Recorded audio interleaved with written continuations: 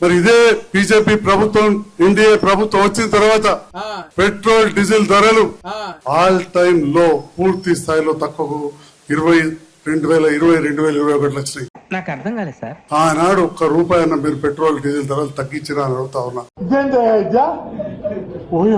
మరి అదే విధంగా రూపాయి విలువ ఎంత పతనమవుతుంది ఆలోచన చేయండి.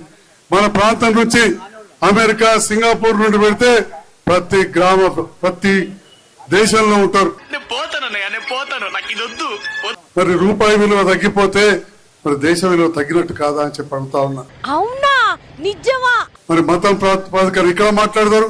డీజిల్ పెట్రోల్ గ్యాస్ కావాలని చెప్పి యూరప్